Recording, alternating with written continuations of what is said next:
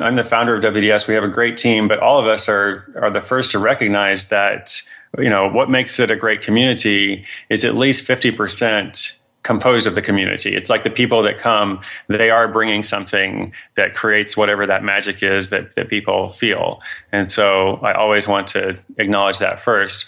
I guess second, though, I would say that I also believe in a curated experience. I also believe in an agenda, in putting forward a message. I think people should do this more in their art or their work.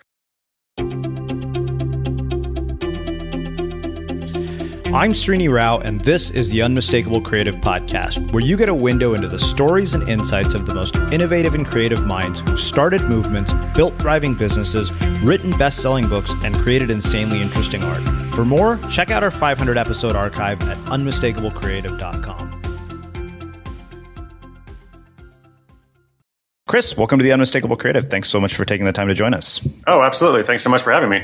Yeah, it is my pleasure to have you back here. It's a bit weird to have to introduce you because it's very unlikely that nobody in our audience has actually heard of you. But on the off chance that they don't know about your work, can you give us sort of the quick Reader's Digest version of who you are and your work and how you have arrived at all these crazy things that you're up to? Yeah, absolutely. And I'm sure there's lots of people who haven't heard of my stuff. So I'm a writer, traveler, entrepreneur. That's kind of the three-word elevator pitch. I've been publishing a blog for about 8 years, The Art of Nonconformity, which initially began out of a quest I had to visit every country in the world. When I was a bit younger, I lived in West Africa for 4 years as a volunteer, did a lot of traveling then. Loved traveling, loved goal setting. So I set this, project to go to every country in the world. Started writing about it, and fortunately, I realized that the project was much deeper than just, my own little journey. So I did complete that quest a couple of years ago by my 35th birthday. But then I started writing about all these amazing people that I meet all over the world. So published a few books, have a new book out called Born for This. And I feel very fortunate to connect with great, amazing people all over the world. All right. So I want to do something that we didn't get to do the first time that we talked to you. And I want to talk about the earlier part of your life prior to everything that we kind of know you for and everything that you do on the internet, like growing up, childhood, parents, significant experiences, because, the things that you've chosen to do with your life, like I don't imagine that, anybody wakes up one day and says, what I have as a goal is to visit every country in the world. Right. So I'm just curious, what are the kinds of things that happen in your life that would lead you to down this trajectory and make these kinds of decisions? Yeah, well, that's a great way to start because I think people always think that there are these big strategic visions, like when I was 10 years old, I was like, I want to grow up and be an explorer and go everywhere. And so then I prepared, for the next 15 years and my college and first jobs and none of that was the case, of course. I knew I had a love for travel. I had a mom who was married to a military guy, my stepdad. And so he took us to a bunch of different places just because of his assignments. So I lived in the Philippines for a while, kind of got comfortable with some cross-cultural stuff. So I had this early kind of travel thing. But lots of people travel and most people don't necessarily, get this idea to go everywhere. So I think like what I see if I look back is like it's a series of a bunch of random stuff, which, eventually kind of work together to create this focus that I have now. But even in the focus, like I think you mentioned it when you asked me for the brief introduction, you said like you have a lot of different projects. And I have a lot of different projects because I'm not good at doing just one thing. Mm-hmm. I think there's a lot of strength in someone who's like, I'm just going to do this one thing and do it well. And I think you can go far with that. But that never really worked for me. So I kind of evolved, along the way.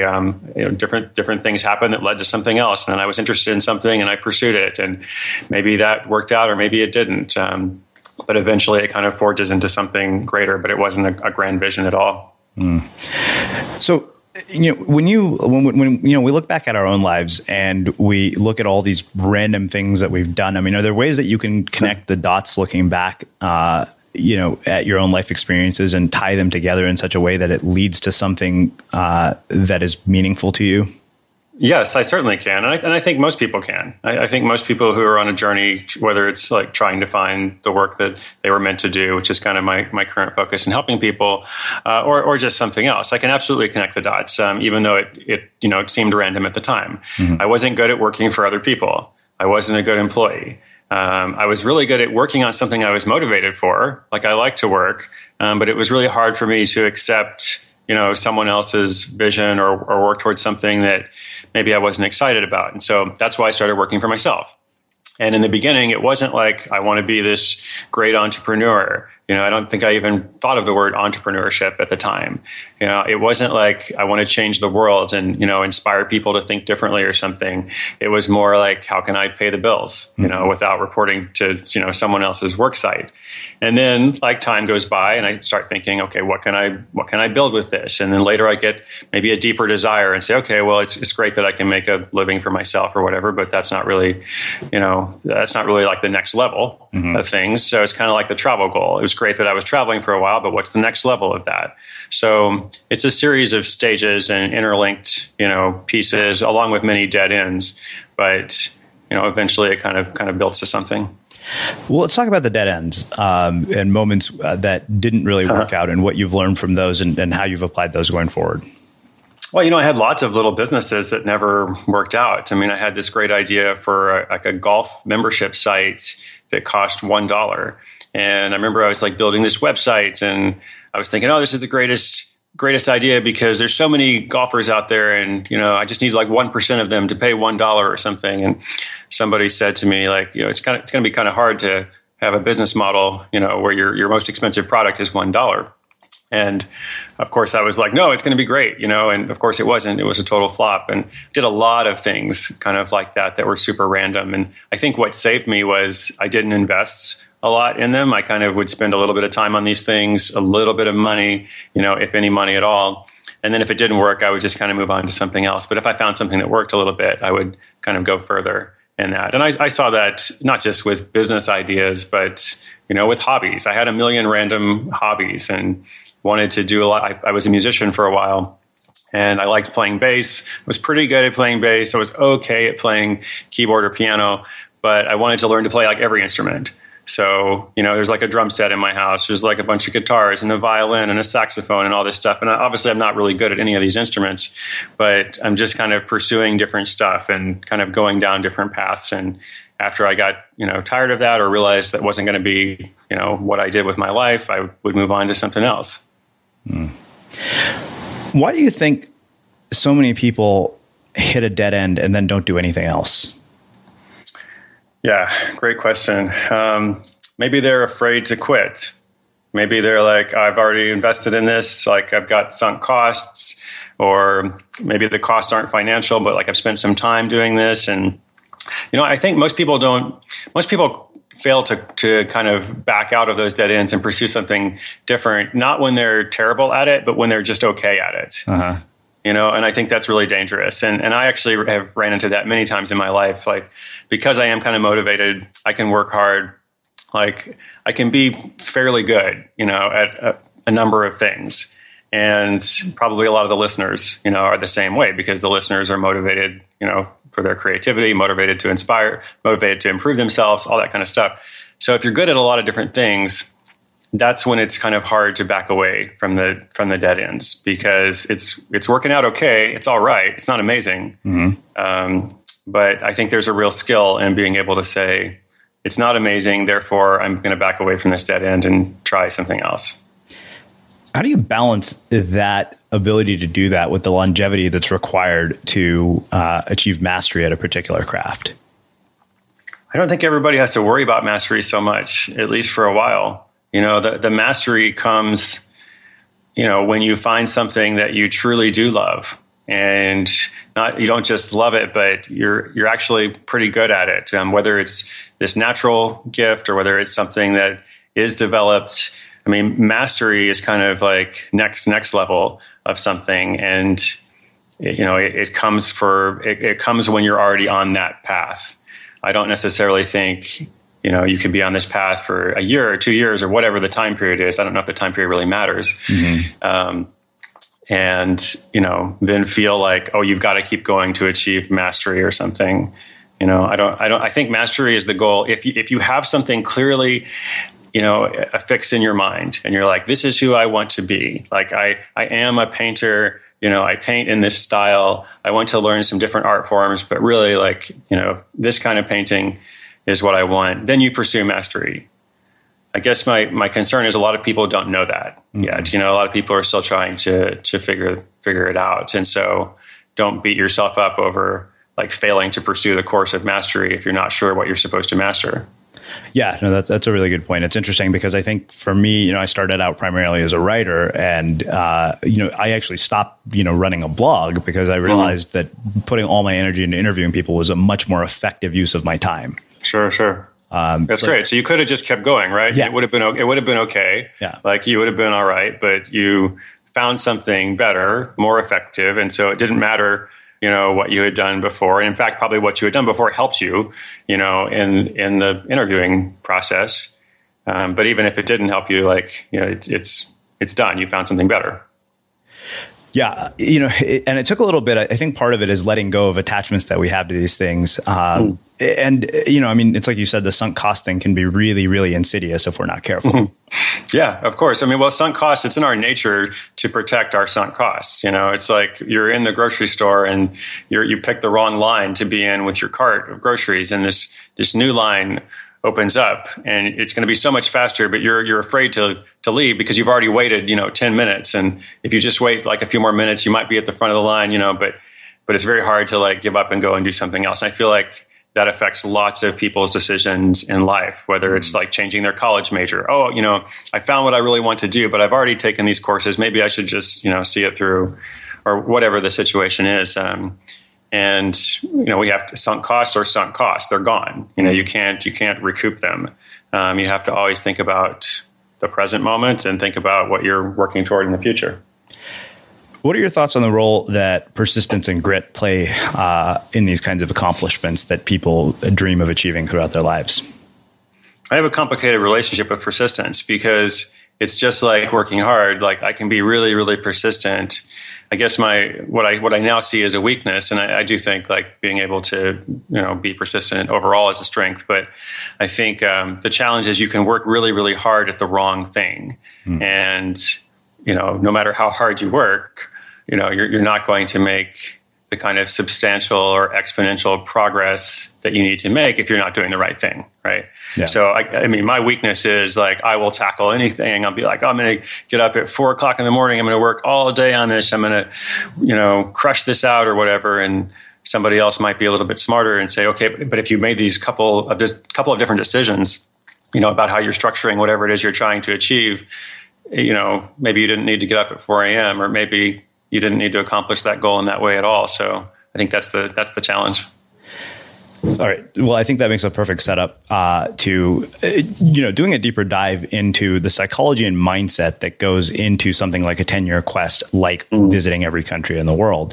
I'm curious, what enables the mindset for something that significant? Do you think everybody has that capability? You think it's something that can be learned, or is something that is inherently built into certain people? Yeah. Okay. Great questions. Lots of things there. I do think everyone has that capability. I don't know whether it's, innate or learned. I do think everyone has the capability to identify a quest or a long-term journey or pursuit. It need not be, a quest to visit every country in the world or something that involves travel or the physical world. I do think we're kind of drawn to that. I do think it's exciting. I loved just traveling in general, but once I had the specific goal of like every country in the world, it made it so much more exciting. And, I got a lot of criticism early on of like, well, you're just going to countries to check them off the list. And I would say, well, I actually like going to countries. I like the part about the travel, but to be fair, I actually do like the part about checking them off the list. It's actually kind of fun to like have this list of things, and I'm working toward it. And eventually, if all goes well, I'm going to succeed in it. And I thought about sunk costs a lot too, during that process, because it was not always enjoyable. It was not always amazing. But I guess for me, I still believed in it. I believed in the long-term value of it. And then at a certain point, I think momentum does kind of kick in. If once I had made it to 180 countries, like I wasn't going to stop no matter how I felt, to get to the final 13 or whatever, because I knew I would always regret it if I didn't. So, definitely like having that fixed goal is something that I think is valuable, both for having the destination and the journey. I think people used to ask me a lot, isn't it all about the journey? Isn't it all about the journey? Well, it ultimately is all about the process of whatever it is. But I really do think having an endpoint, in mind also helps a lot. Did you ever want to give up during the time? And if so, how did you navigate those periods? I never seriously wanted to give up. I had frustrations, but no, I never seriously thought about giving up.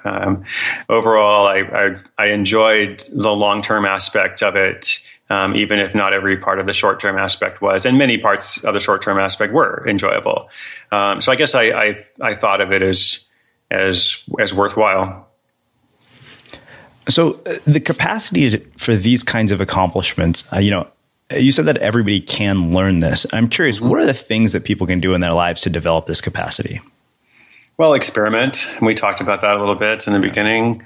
Try different things, learn broadly, take on different skills, do things that you're a little bit uncomfortable with, be clear about your motivations, check in on your feelings, check in, like, how does this make me feel? Like, what do I want at any given time? And it doesn't necessarily mean you're always going to, respond exactly corresponding to what you feel like, because if you're running a marathon, you might not feel that great, at mile 23, but, it's something you believe in, you're going to keep going.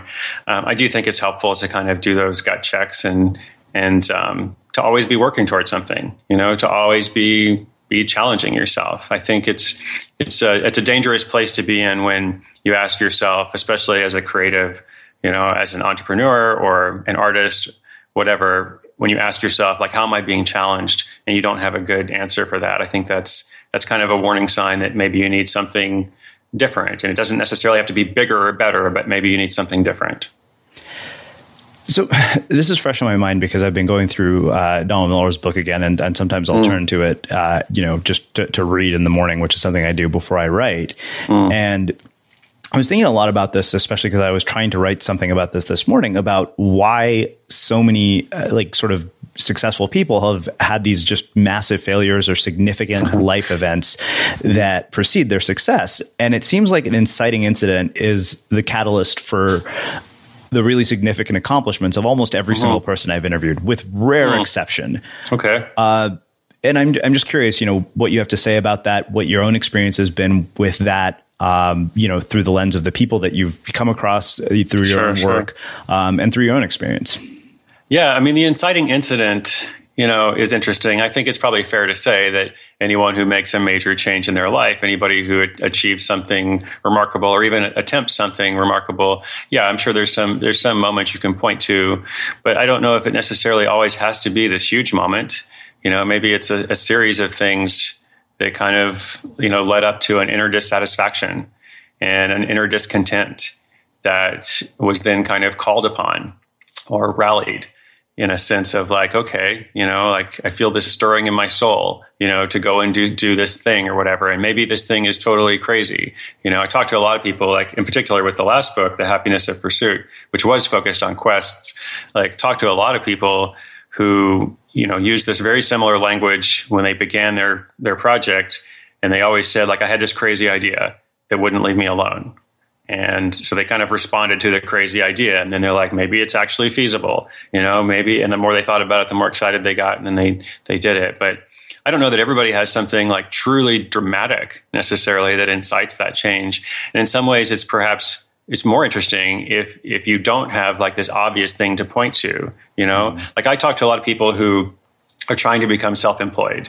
And they write in from their cubicle or wherever and say oh, I'm not supposed to be reading your website. I'm on lunch break or whatever, but I'm really trying to establish some kind of freedom business for myself.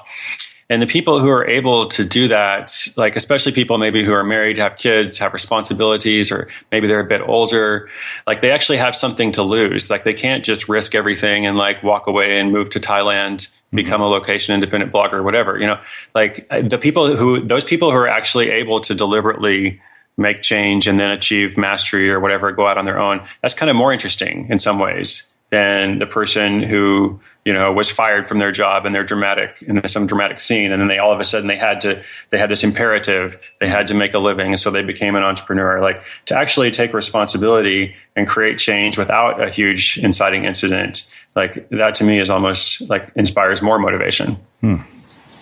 That's interesting. I've never heard it from that perspective before, but it is interesting to look at that way. And, I appreciate the fact that you're willing to point out that these kinds of things, like just, quitting your job and going to Thailand and becoming a location independent blogger, is not realistic for everybody, because, at times I can't help but wonder if the internet has perpetuated this sense of like false hope and this mantra of all of this nonsense. Yeah, absolutely. And I've probably been part of it too. I always try to, I have to face facts, I try to always qualify these things, but I mean, there is a dream out there. Like, people are selling the dream in different ways. So I think it's important to underline the dream with, disclaimers and practical, mostly helping people how to do it. But sure, there's lots of stories of people who struggle doing that, or maybe they actually are able to do it and realize it's not that great, or it's not what they really wanted, So probably better to help people figure out what it is they really want and how they can get that. Well, let's do this. Let's shift gears a little bit, and let's talk about the World Domination Summit. What I really specifically want to talk about is the psychology behind how something like that happens.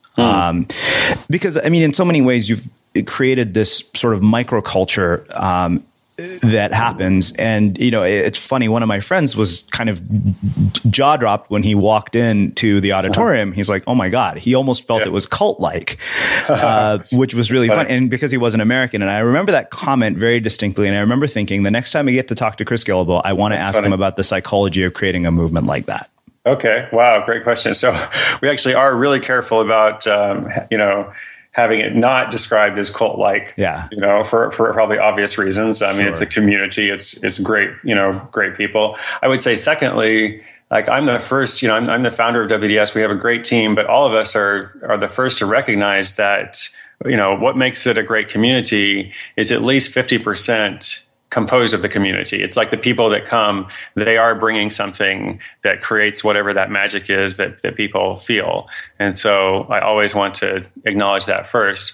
I guess second, though, I would say that I also believe in a curated experience. I also believe in an agenda, in putting forward a message. I think people should do this more in their art or their work, not just like explore a bunch of topics, but let's actually like put something forward and challenge people and tell people how they can do something, right?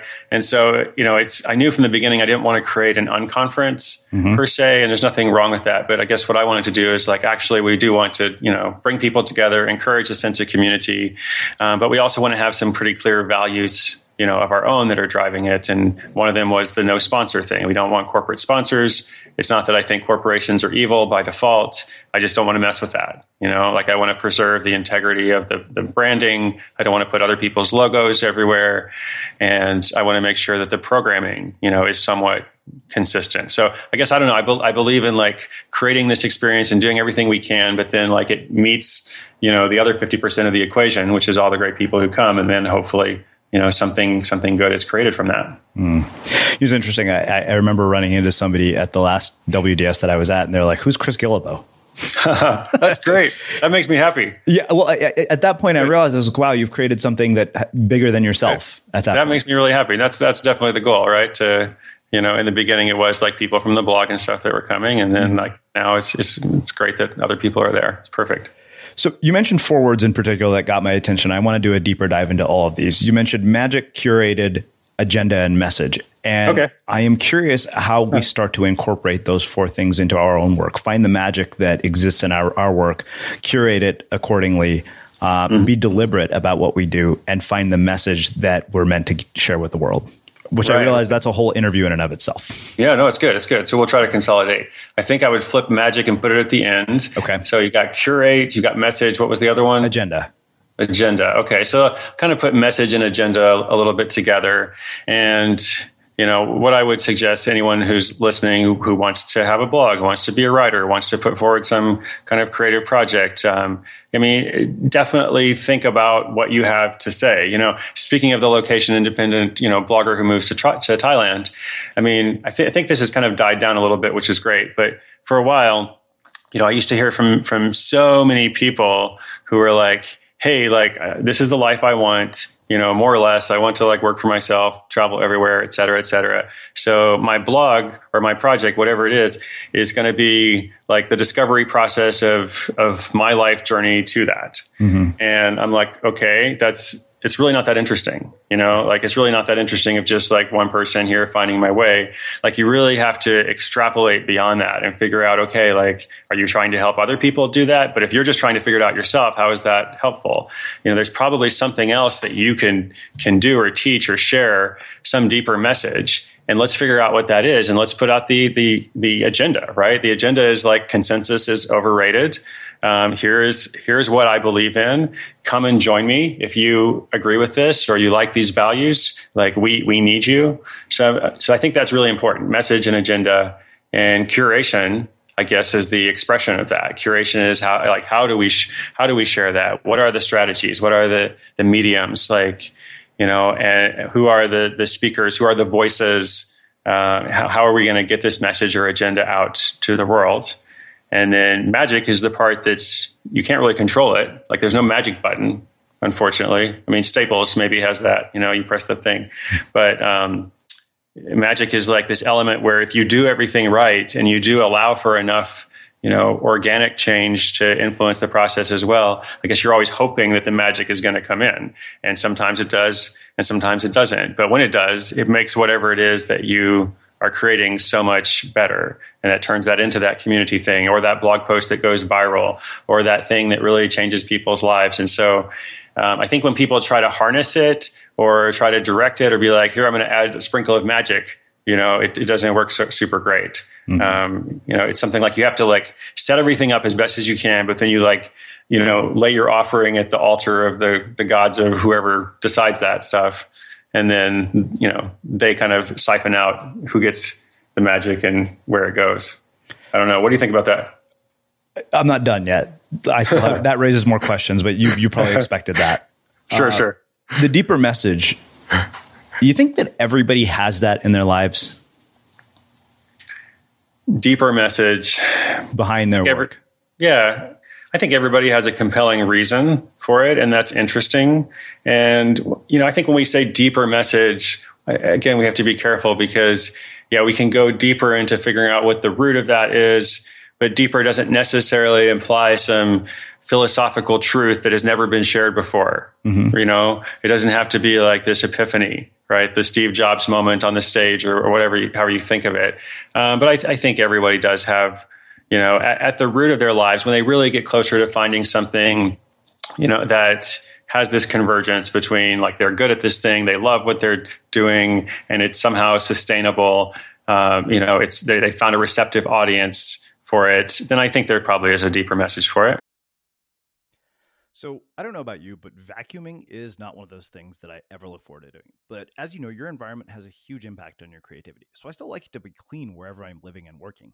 But now it doesn't have to be something that you deal with. If you're like me and you grew up in the 80s, you probably fantasized about the day when cleaning your house would be like it was for the Jetsons, meaning you don't have to lift a finger. Well, the good news is that we're already kind of living in that future. And the easiest way to make sure your floors are clean every day is with the iRobot Roomba Robot Vacuum. It cleans up after itself. The Clean Base automatic dirt disposal takes convenience to a new level, automatically empties its own bin into an allergen lock bag that holds 60 days of debris and traps 99% of pollen, mold, and dust mites, so you can forget about vacuuming for months at a time. Let the Roomba clean for you instead. It learns your home, finds dirt, and empties itself on its own. It's got powerful cleaning performance made effortless. Remember, if it's not from iRobot, it's not a Roomba. To learn more, go to irobot.com/unmistakable. With that being the case, why do you think we see such a varying degree of success with people's expressions of that message? Well, Well, because my bet, and I'll I won't interrupt you after this, but I'm betting for every person who buys your books out of the hundreds, 1 in 100 probably does something with it. Yeah, probably true. And I would say also, the example I would say is like, well, I'm fortunate that, a couple of my books have done well, but I know lots of other authors who've written amazing books, very helpful, great resource, but they haven't, been commercially successful, or they haven't gotten in the hands of a lot of people or whatever. So, why is that? It's not that, my book is so much better than theirs or whatever. Maybe theirs is better than mine. So I don't know. I guess maybe that's, somewhat marketing. Maybe it's somewhat the magic. Maybe it's a combination of things. Maybe it's like, how much work are they putting out? And I don't want to necessarily get into like this thing of like, he who puts out the most work wins, because I think that can be dangerous too. You could just be putting out, the wrong kind of stuff, like we mentioned. But I do think like the more chances that you have at something, the better. So I guess generally speaking, instead of like slaving over something for 10 years or whatever, I would rather kind of put the balance on, I'm going to come out with something on a much more frequent basis. And maybe not all of it's going to be a home run, but I'm going to try to, hit some solid things. So I want to ask you a question that I asked a handful of people that I've had here on the show in the last probably 5 to 6 months. And this has come up multiple times for me because I'm still not satisfied with the answer I've been given by anybody. Okay. So Chris Sacca, the venture capitalist, has said time and again in every interview that I've seen him do in the media that when he invests in one of his founders, the one thing that he has seen in all the ones that have become successful is that they believe that their success is inevitable. They don't speak in conditional statements. Yeah. Okay. And so 2 questions come from that. One is, did you believe your own success was inevitable? Actually, more than 2 questions now that I'm asking them. Sure. Is the inevitability of success something that can be learned? And I'll remember the other one in a second. That's fine. Okay. Yeah, that's good. Okay. I feel like I should qualify it in some way, but I would say, yes, I believed I was going to be successful. I believed it was inevitable that, if I pursued this quest, I would be able to see it through. I believed it was feasible. I didn't know what would come of it. I didn't necessarily know all of the outcomes. But yes, I guess, at its core, I did believe, that it was going to be successful. The thing about the founder is, and I'll come back to your second question in a second, but the thing about the founder story, I like that too. I think, everybody has to have the confidence, not the delusional confidence, hopefully, but everybody has to have the confidence that they're on the right track. It is going to lead to something that they hope to achieve. The 2 points would be like, there's probably, CEOs that he has interviewed or looked at that also had that confidence, but he didn't believe in their business model. So he didn't fund them. So it's not just like, this is the only quality.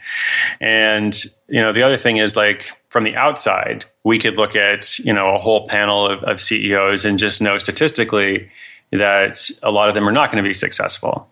So it's not so much that like everybody has to have this thing, but people in that situation, if they have it, I guess they're more likely to have it. So is it something that can be learned? I don't know. I don't know if I have a great answer. And if you've had other people on and haven't been able to give a satisfactory answer, I don't know if I could top it, because how do you teach that? How do you teach someone like really believe in what you're doing? I think it's more of a discovery process that, when you find that thing you really believe in, maybe you have an innate personality that's kind of leads you to believe in your own success, but then you also believe so much in what you're doing that also adds to it. Yeah, I asked the question not because I'm expecting a concrete answer. In fact, my favorite questions are the ones that don't necessarily have concrete ansers.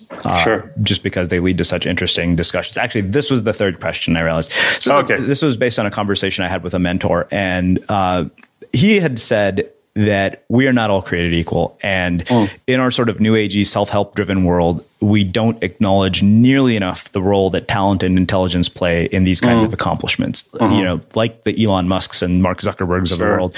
And, the thing is, the stories we hear are stories like yours, stories like Tim Ferriss. And, in a lot of ways, these are outlier stories. So I'm just curious about your thoughts on the role that talent and intelligence play in the kinds of accomplishments that, we talk about and celebrate. Sure. Well, talent and intelligence, but also privilege. I would kind of put that there and say, well, I had different opportunities that maybe other people didn't have, and it's not because I was smarter. It's not because I was, better at something. I had a difficult childhood. I was a juvenile delinquent for a while, so that was not super intelligent. But I was able to kind of make my way out of that. And some of that could very well be due to privilege, or to having upper middle class parents, who cared enough to come and get me out of jail or whatever. So I kind of go towards that. I think all of these things combined, definitely have some influence on who we become, right? For sure. So you said you were a juvenile delinquent for a while. Yeah. There's no way I'm going to let you off the hook with just that. I want to hear more details. I want to hear about this story. I've heard, I've heard through the grapevine about some of this, but I wanted to get it directly from you. That's great. I'd love to hear about it in more detail. The grapevine of delinquency. Well, the thing about being a juvenile delinquent is you can't be it for too long, right? You either grow up and go to prison, or you kind of reform one way or another. So, where to start with that? Yeah, I thought I would be a good criminal at the age of 13, and I had a little small shoplifting ring for a while. When I say shoplifting ring, it's me and my friend and my friend's sister, and we would steal things, and I thought I was really good at it. But then obviously the thing with long-term crime is you can get away with it 20 times in a row, but you get caught the 21st time. It only takes once, right? So that didn't work out super great. And then I learned to drive by stealing a car. That was at age 14. And also it didn't work out super great. My friend and I successfully stole the car and drove it around all night. So we thought we were awesome. But then as the sun rose or whatever, we're like, what do we do with this car? And so we decided to park it somewhere, but ran into a brick mailbox. Somebody called the police. Police showed up. I was arrested. There were more things. There was a series of kind of, bad choices that happened over, 3 to 4 years or so. And finally, I guess I came to my senses and realized that's probably not the best, career path or life path for me. Mm-hmm. But, like I said, it could have gone another way, it could have gone a different way. And maybe I would never have the chance to go to college or whatever, or the chance to, forge those early years of entrepreneurship or, all that kind of stuff. What are the lessons in human behavior and personal relationships from that time that have actually played a role in the way you've run your businesses and your life later on? Yeah, that's funny. I don't really think about those days very often, but they were very formative, I'm sure. I guess maybe there was an element of creativity to it, a desire to kind of say, is there more than one way to do this, right? And if I want... And at the time, this was very undeveloped thinking. At the time, it was I want the new Metallica, cassette at the time. I don't want to pay for it, therefore I'm going to steal it. So that thinking evolved, and I stopped stealing things. But maybe I continued, throughout college, throughout entrepreneurship, throughout Africa, throughout travel, blogging, et cetera, just always asking, is there another way to do this? Here's the traditional way. Is there not a shortcut? Is there not a fast track? Do I need to do all these prerequisites, to accomplish this one thing that, supposedly is going to take so much time? So for sure, that was part of it. And maybe some confidence too, although that's ironic because I wasn't successful, I wasn't successful, but I guess like those CEO founders, I believed I would be. Thankfully, nobody invested in me at the time. Interesting. I don't know. Yeah, I think that the theme that I keep hearing throughout all of your answers is one of resourcefulness. Yeah, that's good. I like that word. I like resourcefulness. And I guess I always wanted to, try something new. If something failed, I wouldn't necessarily try the same thing again, just like I stopped stealing cars, after the bad experience at age 14. Mm-hmm. But yeah, I guess I would always try to find another approach or do something different. And I'm still focused on the goal, even if I'm willing to change the strategy, which I think is a wonderful, thing that entrepreneurs or artists or anybody else can do. So one last question before we start getting into the framework that the book offers. I know, earlier this year, I guess it was last year, you lost your brother. And, I've had a lot of conversations with people around navigating periods of extreme grief and how they've pulled out of them. It seems like it's almost just kind of part of every hero's journey.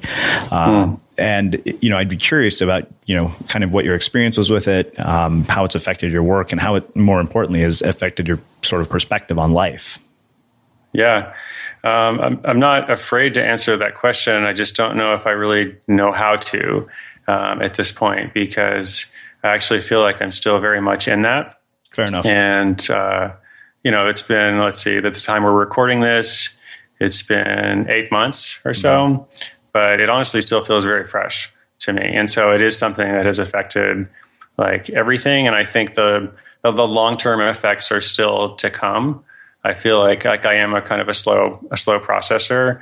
And what I've learned about grief, thus far is that there are different stages. And by stages, I don't just mean like, the 5 stages of grief or whatever. I mean more like seasons. And so you kind of settle into different seasons, at different times, maybe depending on how long it's been, maybe for some other factors. So it's not something that I really had a lot of experience with, at least not this kind, until that happened. So I'm still kind of figuring it out. Fair enough. Well, let's do this. Let's shift gears and let's get into the framework of the book and this whole idea that we're born to do certain things and we can find what those things are. Yes. So this book, like all my other stuff, kind of comes from the community. It comes from conversations I've had with different people. And this one in particular, just the notion of finding your dream job or creating your dream job. Run into a lot of people who say things like, "Oh, I love what I do. It's the best job in the world. I would do it for free, but I don't have to. I feel like I've won the career lottery." So I'm thinking that's really interesting. And what do these people have in common? Like, did they always know what they wanted to do? Or was it, more of a nonlinear journey? Did they do a lot of different stuff like I did? And how did then how did they come to what they're doing? How did they decide if they wanted to work for themselves or if they wanted to be part of a larger organization or company? Because for years, my message has always very much been focused on entrepreneurship, because that's what I know. But I guess, one thing I learned is that there's a lot of people working entrepreneurially within a larger company or an organization because that's the kind of work they want to do, or because they're a better fit, in that kind of environment, or for some other reason. So just trying to unpack the lessons and, the experiences of those people, and then present them in a way that's not just, anecdotal or journalistic, anthropological, but actually prescriptive, and saying, okay, for everybody out there who wants to improve their life or work, everybody out there who's trying to find the work they were meant to do, believes there is something out there for them, whether it's just like the ultimate one path, or maybe there's more than one path, but I'm trying to find the best one. Like, how do you actually do that? So that's what the new book's about. So let's get into how you actually do that. I know you one of the things that said on the back of the book was, finding sort of this intersection of joy, money, and flow. So let's talk about those 3 things in more detail. Yeah, sure. I mean, I think I touched on them, briefly without naming them that earlier in the conversation. And I think what I found through a lot of different research is, people are different. We all want different things. We all want to pursue different kinds of work. We have different working conditions, which are really important to pay attention to. A lot of people always think about their career just as this like one word thing. I want to be a designer. I want to be an engineer. I want to be a teacher. But there are many different ways to do all 3 of those careers. I mean, there's lots of different kind of forms and fashions of them. And that's where working conditions is so important to focus on. But joy, money, and flow is essentially something that I think everybody wants. And I think everyone wants to do something that they love, or at least that they enjoy. So that's where joy comes in. You want to take pride in your work. You want to be, eager to get to it in the morning or whenever it is you get to it.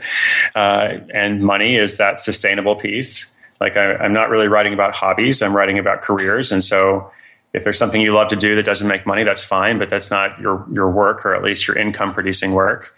And then flow is essentially developed skill, or that point of which we can lose ourselves in our work, and hours go by because we were really good at it. And maybe it's something that we're good at that other people are not good at. It comes naturally to us. And so the intersection of all 3 of those things, that convergence point, joy, money, and flow, is essentially the goal. And I think that's So you ask how people find that. I think you begin by making decisions. Whenever you come across a career decision you have to make, whether big or small, you ask yourself about these points: joy, money, and flow. Does it meet all three of these things? If I'm deciding between two things, which is the closer fit? And I think in different times in our life, we may have to make compromises, and that's fine. Mm-hmm. Like you might work a job that you don't necessarily love for a while because it pays well and it provides for something else. That's totally fine. But if we're talking about the goal of if you could do anything, if you could win that career lottery, then it is something that has all three of those things, I think. So given my personal experience, a question that raises for me is why in our lives do we often miss or overlook those points of intersection when they happen? Well, I don't think anyone teaches us to be aware of them. Yeah. And then I also think it's part of the thing about you can look back on the best moments of your life, but you don't always necessarily know, during the time. So, but we can't do anything about the second thing, but maybe we can do something about the first thing, about just, beginning to have more awareness of that, being to have more, checking in with our feelings, and then combining the feelings check with a more objective research-based check, where we're kind of okay, am I really good at this thing? Does it produce the kind of income that I would like, et cetera? And putting those things together, I think, is really important. You mentioned that nobody teaches us these things. Given that you go down to grad school, have a master's degree, what is your perspective on education from the vantage point that you have now? Yeah, my perspective on education, I think fortunately education is changing and has changed in some ways, and at least in terms of a recognition that there is more than one path. It's kind of like working for yourself in general. Mm-hmm. I've worked for myself my entire adult life. I'm 37 now. When I was in my early 20s, it was kind of a weird thing. There are plenty of other people, doing business online at the time, even then, but I didn't really know any of them. They were kind of scattered everywhere, and parents didn't really understand what I did for a living.